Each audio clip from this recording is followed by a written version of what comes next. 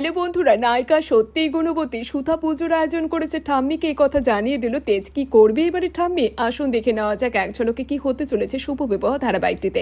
Star জলসার অন্যতম জনপ্রিয় মেগা ধারাবাহিক হলো শুভ বিবাহ, আর এই ধারাবাহিকে কেন্দ্রীয় চরিত্র অভিনেতা হানি বাবনা এবং অভিনেত্রী সোনামণি সাহা জুটিটি কিন্তু দর্শকরা বেশ ভালোভাবে পছন্দ করেছেন।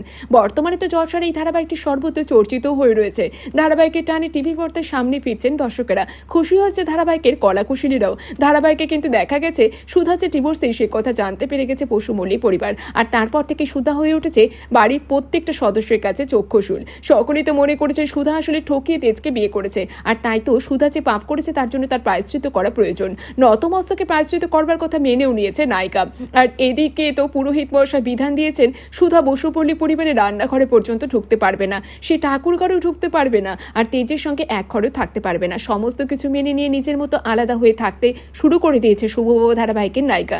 নিজের ঘরে পুজোর আয়োজনও করেছে, আবার বসুমল্লিক পরিবারের ভালো মন্দে অংশগ্রহণও করেছে। আর এরই মধ্যে বসুমল্লিক পরিবারের পুজোয় বাধা পড়ে পুজো কিভাবে হবে তাই নিয়ে চিন্তিত হয়ে উঠেছেন বাড়ির প্রত্যেকটা সদস্য। আর এমন সময় বাড়ির গুণবতী বউ সুধা হাল ধরেছে। নায়িকা পুজোর জন্য মূর্তি তৈরি করে সমস্ত আয়োজন করেছে নিজেই, আর সেই দেখে তো অবাক হয়ে যান সকলেই। কানন দেবী তো নিজেও জানতেন না যে কে এই পুজোর আয়োজন করেছে, যদিও তিনি সাংবাদিকদের বলেছেন মানতে হবে যে পুজোর আয়োজন করেছে তার যথেষ্ট গুণও রয়েছে। এরপর তো তেজ সকলের সামনে জানিয়ে দিয়েছে পুজোর আয়োজন করেছে সুধা। সত্যি কথাটা শুনে কিন্তু অবাক হয়ে যায় সকলেই।